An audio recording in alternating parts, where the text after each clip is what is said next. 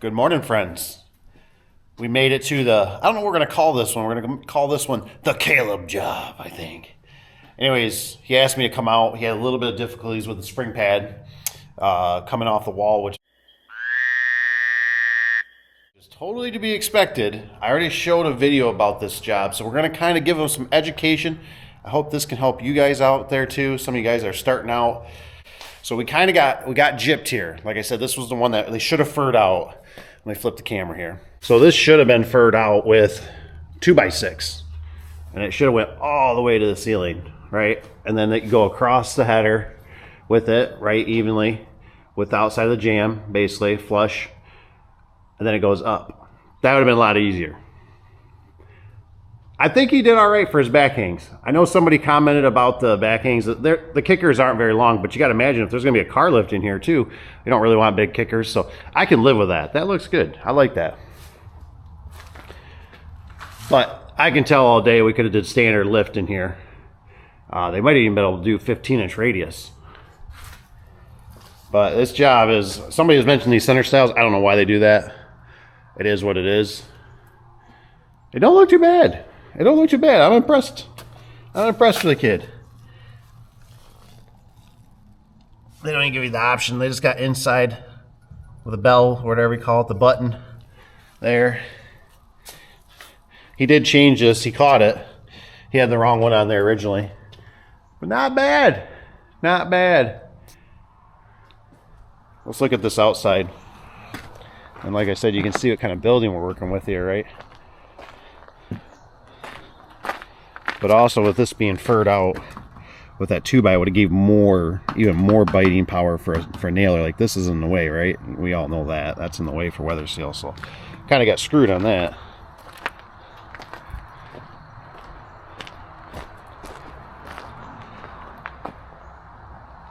Not too bad.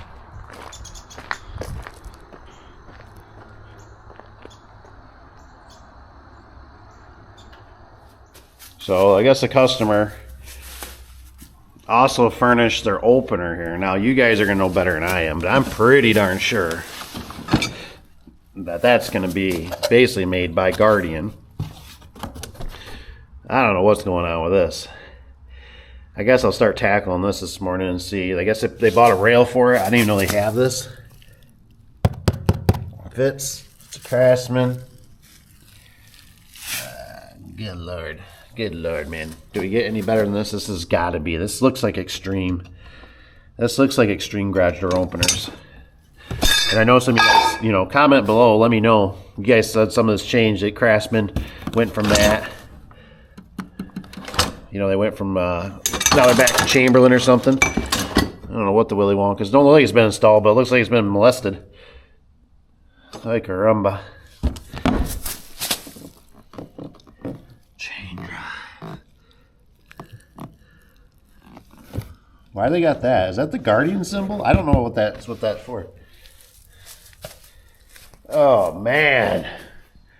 Oh man is what I say.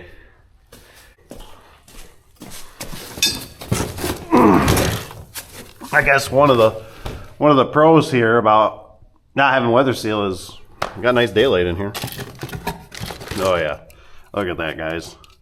That's Guardian. That's extreme garage door opener there. This gets to be. I think these are about the worst of the worst. Comment below if you know anything that's worse than Guardian.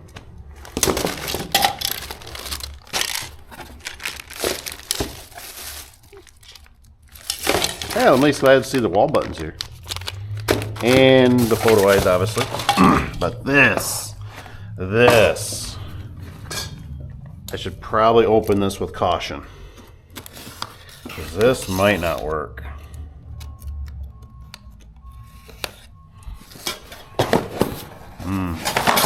Maybe it will.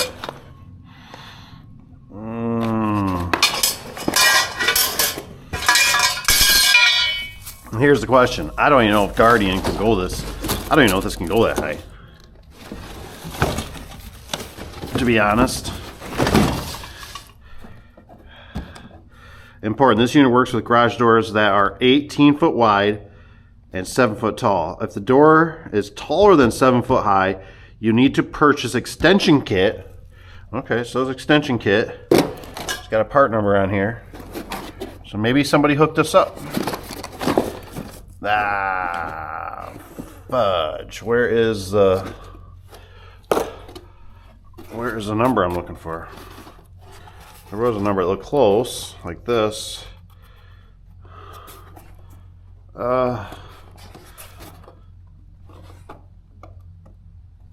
Ship to Amazon.com?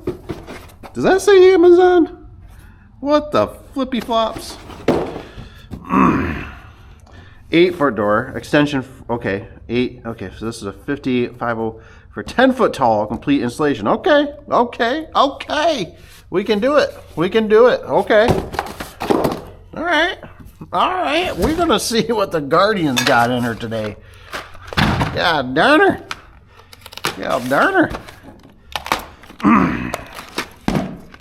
Ew, I gotta get gloves. Oh my gosh, I can't touch that. So, I know you guys, I guess you guys really don't, but I know somebody's out there picking on me. And they're always like, oh, what's the problem with all the circuit boards and stuff? And I go, here's the problem right here, right? We're here today. We're here now. All right, we're here. We're here, baby. We're here. We even brung Wes. Look at the power situation we got here. Oh, floodlights on. Ooh, look at this. Look at this. Okay. Oh, it's even getting better.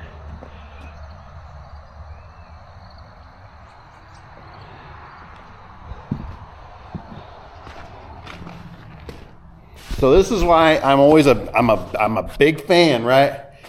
I know you guys. It's no problem because you guys live in the perfect world out there. But up here, we got a little stutter. And up here, Michigan, we got some funky power, if you know what I'm saying. So today's gonna kind of suck if we go to program this this opener.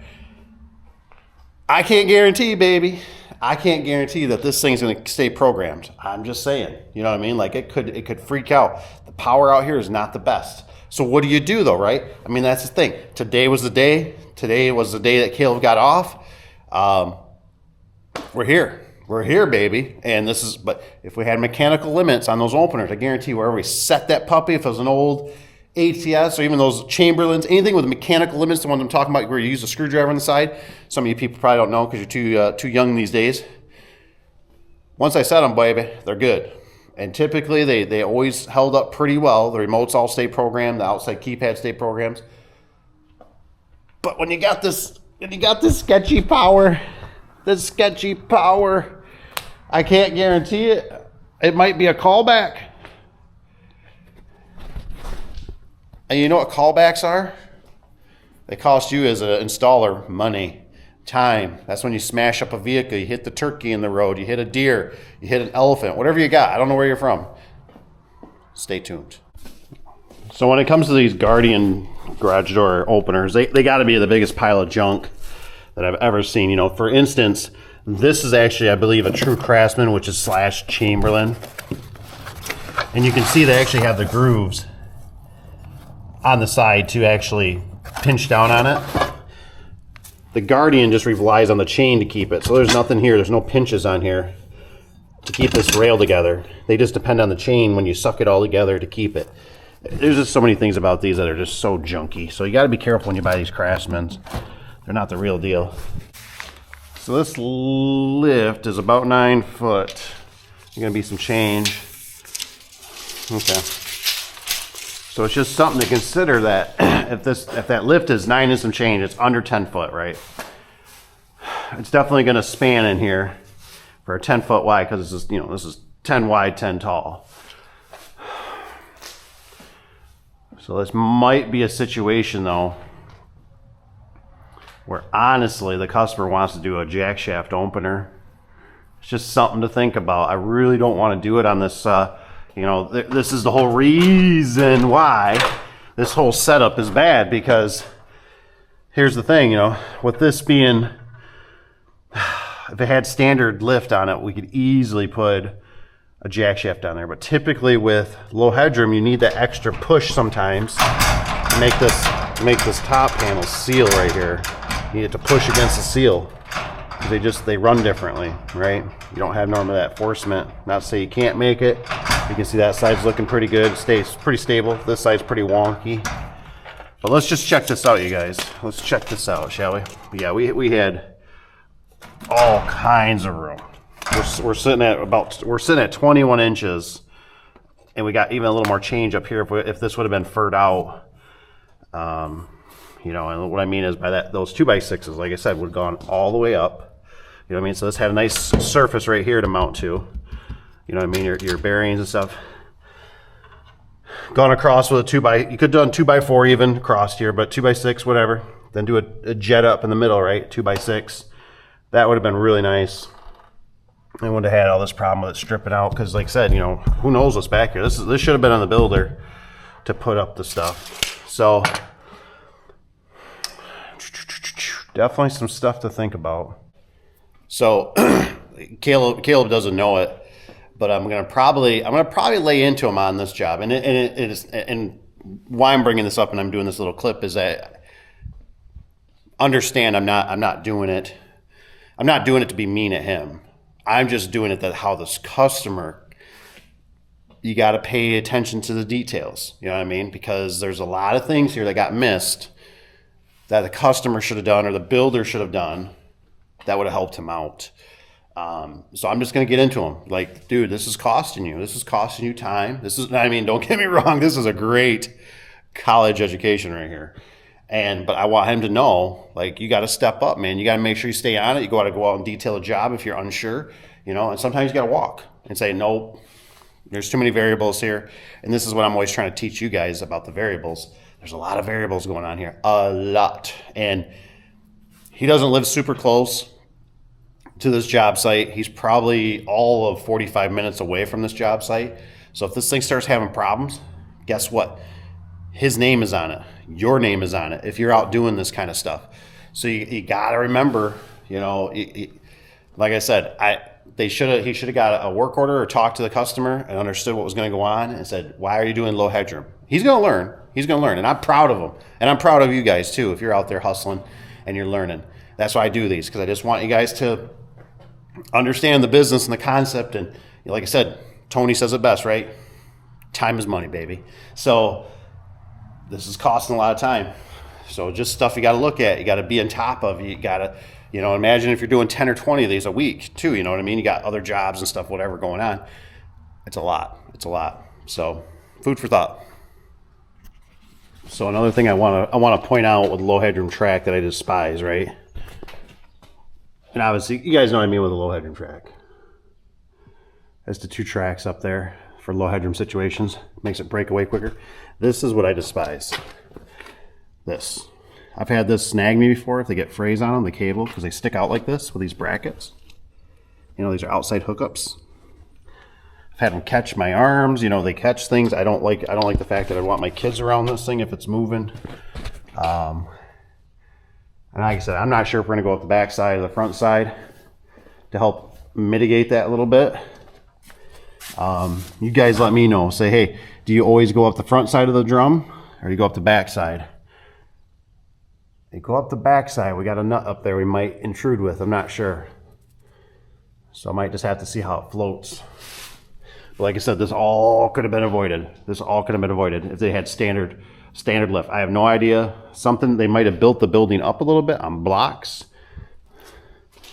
It might be, let's take a look. I don't see nothing. I don't see nothing that's indicating that they lifted this building up, but they you know, just people get in the midst of it and go, whoa, hey man, we got to go up higher. I'm putting a lift in here or something. So stuff changed. This is why it's always a big, I know people don't want to wait. I totally get people don't want to wait for garage doors, but this is why when the building's up, when most of the structure's up, at least the walls and stuff like that, the roof and everything, that's the time to take the time and order the garage doors correctly. instead of going, well, this, or it's a package deal or something. That's what I'm always about. Like, put the building up. Is it going to add 2, 3, 4, 6 weeks? It could. It could. I don't know. Depends on the ordering and stuff of things, right? It depends on if we got a cough syndrome going around. But what I'm getting at is now this is a lifetime. This is many, many years. This is a lifetime of this operation now being wrong. You know what I'm saying? Where really was that big a deal?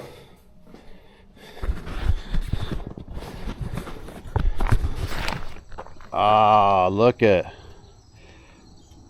Boss Man showed up. Must be nice. Shows up late to the job. Man, look at the Boss Man's here. Dang. So anywho,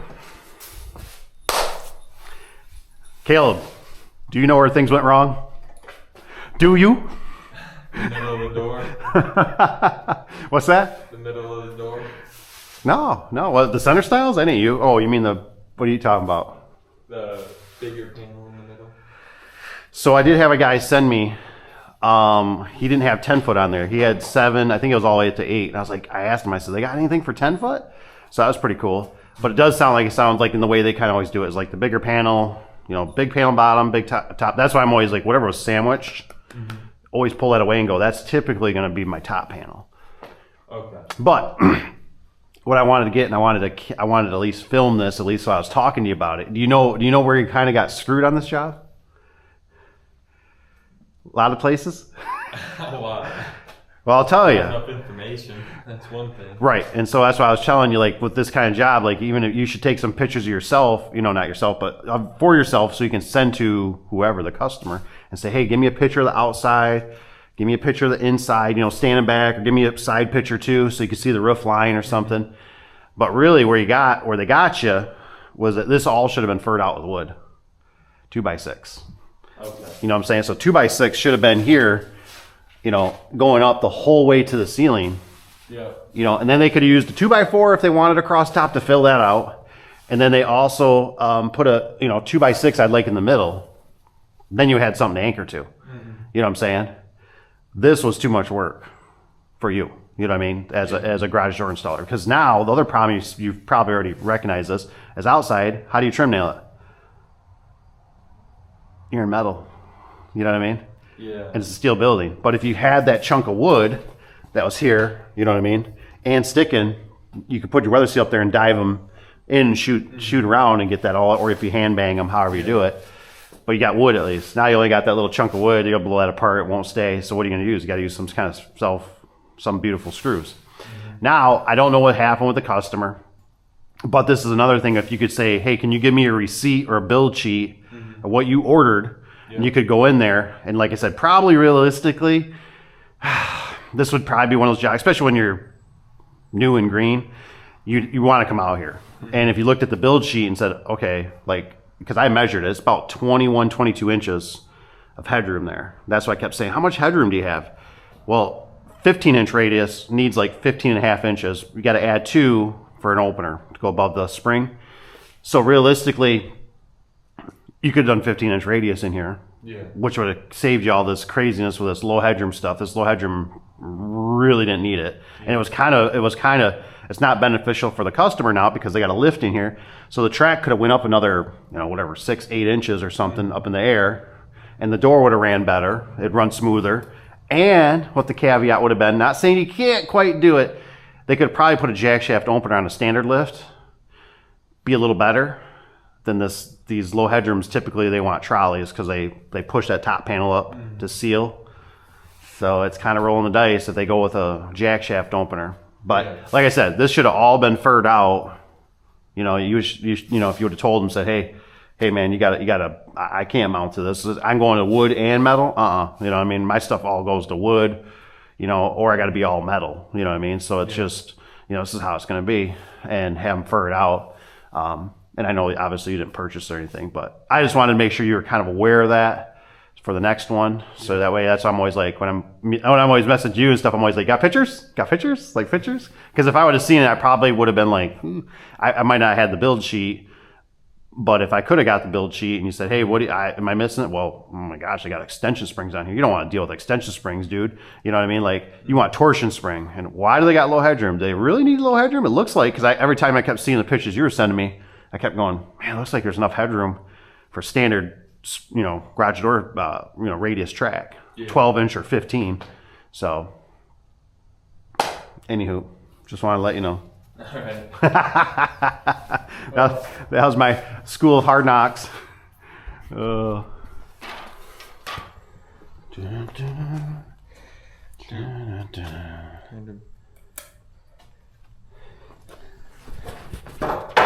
I wanted to express this because Caleb made a good point. He bought a couple boards here. How long are these boards, Caleb? 10? 12? 12 foot. So, in theory, he thought, about going across the whole thing, which is not, horrible by any means, but the problem we run into is everything needs to be bumped out. Everything. So I said we made a decision to go up. We're going to give it up and we're going to see. We got some screws for that. But what I want to show you guys is sometimes you just have to look around, right? You got to look at your surroundings. Now, obviously, didn't know about that, which is fine. But look at what we got here, right? This looks like a little brush pile here. Look at that, huh? Oh yeah, that's some good stuff right there, huh?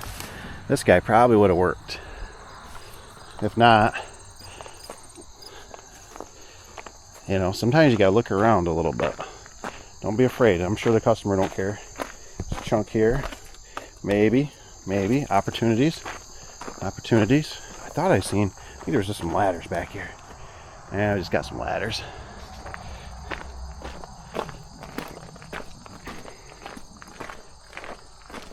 I might even have doubled that up. Use some of those chunks right there. See if there's any more inside.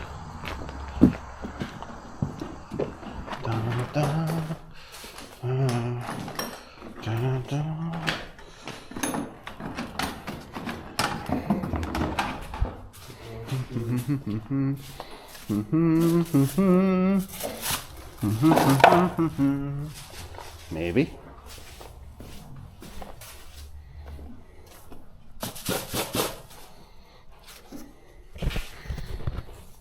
Just things to keep in mind. So Caleb's getting the board up there in the center for us. So we got more leverage. We should be able to absorb it. It's really nice that we have this adjustable bracket. We got the slot, so we should be able to absorb that bump up there. Now what I did for him, that I haven't told him yet, is I changed his brackets around here. Yeah, that should work. It'll be fine. It bit pretty good. You can't over tighten it. But I flipped this. You see how this bearing's flanged?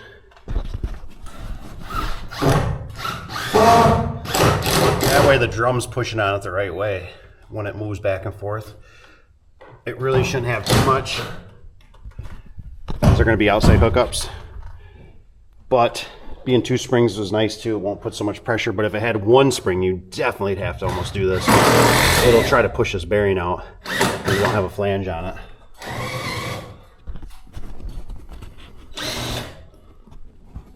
Just things to think about, and this ain't gonna be no problem. There shouldn't be no problem with this here. So I know some of you new guys out there, this is gonna be backwards, but you always gotta remember where that spring is pointing, you have to turn that with it. I know it seems counterintuitive, because you think you want to screw into it to make it tighter, but it's opposite. Whatever that way's pointing, you gotta wind that spring. So this is backwards, so we're gonna wind the spring this way. So that means our winding bar is going to want to actually rest up on the top here. But in turn, when we clamp this down, when the spring loads on it, it's going to turn the shaft. Our drum will be out there. It's going to pick up this cable from the outside, and it's going to turn it. So just always remember, whatever way, we have to do this is backwards normally from what most people do, because your drum's on the inside. This one will be on the outside. So I call them outside hookups. But I'm assuming we'll be able to get it with that slide in there. We're gonna get it. I'll show you when we're done here. So I want to point out something. I kind of screwed the pooch on this. I blame you guys watching. I'm just joking, but we should have almost offset this. We could have. Now, it's not to say we can't put another board here if they decide to put an opener, but here's the thing. And the reason it triggered in my brain, and this is kind of a bummer about these style doors, that they don't have a center style, because where's that operator bracket? You want to hold that operator bracket up, Caleb? That's what got my brain thinking. Yep, that right there. I went, dang, I said they sent that nice operator bracket. That's nice. That's a nice operator bracket. And I went, oh crap, we're gonna have a problem here, because you're probably not gonna want to pin to this solely with an opener. It's gonna fall. It'll hog itself out. So I guess what we're gonna do, since we already got these boards up, Caleb worked so hard on it, if they want one, they'll just put another board. I don't know if they're gonna do trolleys or they're gonna do jack shafts. That's still to be determined. So, but that ain't going nowhere. So we're looking good. We're getting there. Getting the spring wound, got the turns, you can see the line. Board for it to rest. Outside hookups. Get the cable a little loose. I told him, I said, just try to keep the other one about the same distance. We'll see what we can do to get that right.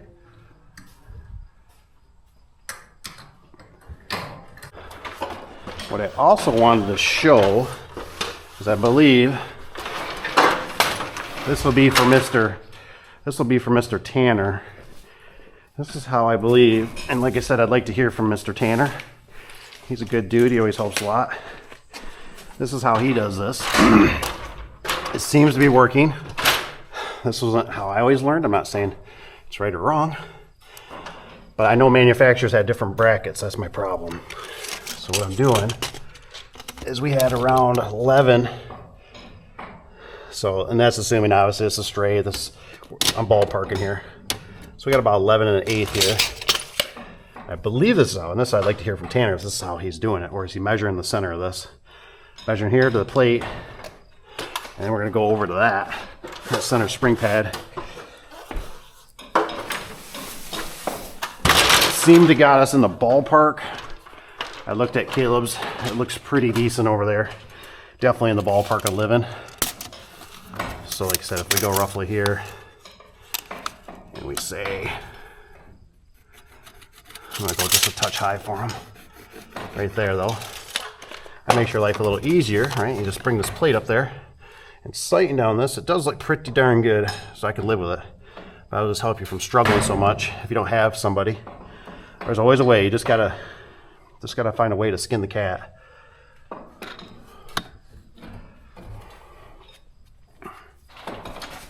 I'm going to show you how to, if you run into this. So Caleb had that cable a little loose. I told him, I said, you probably can't mess with it now because it's going to be problematic, basically. So I'm going to show you a little trick. This is how I would address it. I can't say for you. You gotta determine the size of doors and what your conditions are. This is just for entertainment purposes only. Go ahead and lift her up a little bit. Just see how she's kind of rolling. Not bad. I'm not putting much force on it at all. Not bad. It's nice coming out. Not bad.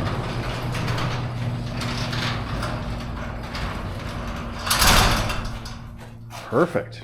Perfect.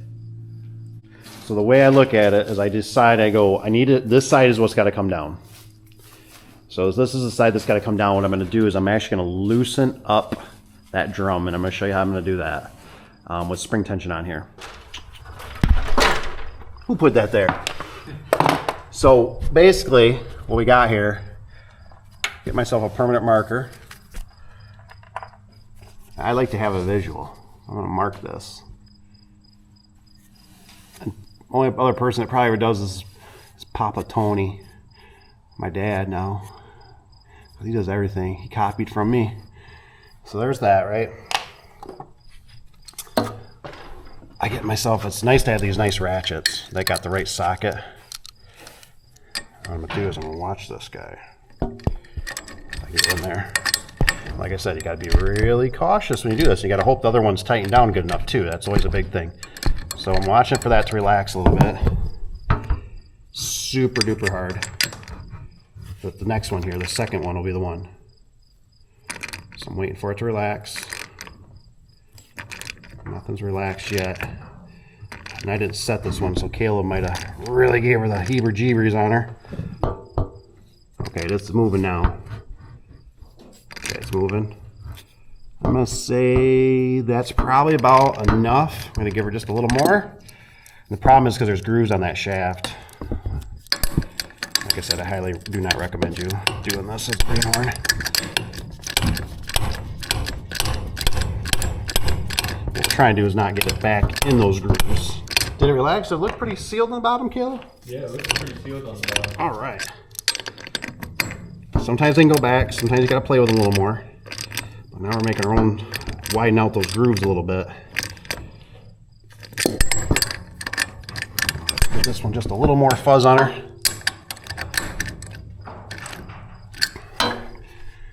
It looked like it moved a little bit. Okay, now, I guess I'm in the right spot. If you want to move it, I thought it was petering out, so you might need a little more spring tension. But if you want, Caleb, you can try to run it up and down and see how, I like to run them a cycle, see how they relax.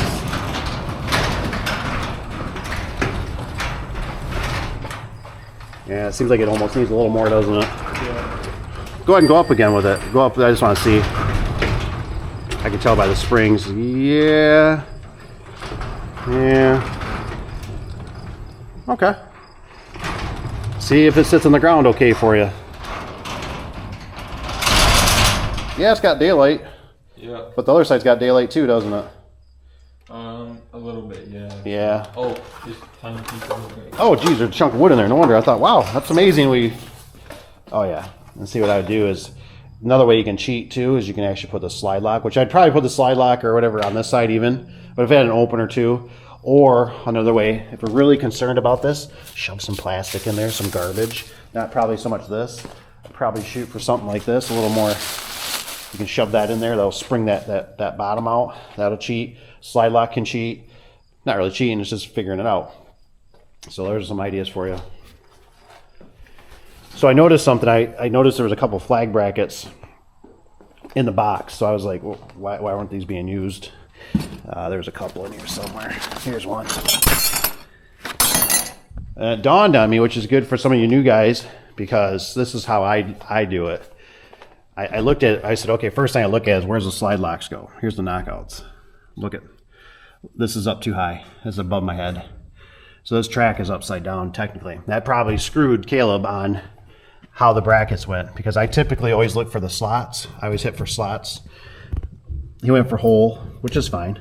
But I could tell, I said, something's goofy here. I said, what's going on here? Somehow he made it work up there. It looks like they just kind of made it universal, which is notorious for them, which is fine. But I'm just telling some of you new guys, flip your tracks, so you just always look at where your slide locks go. They're going to always be by your gut, basically your belly button. So this is up too high. So just something to think about if you're trying to figure out your track. Go by typically the manufacturer will have it. Not always, but you know, look for where your slide lock knockouts are. This one didn't come with slide locks, unfortunately. Boo! All right, that's as good as she's gonna get. We got our doors both running, got the pads up there, so it's looking good. Weather seal's not here, so no weather seal.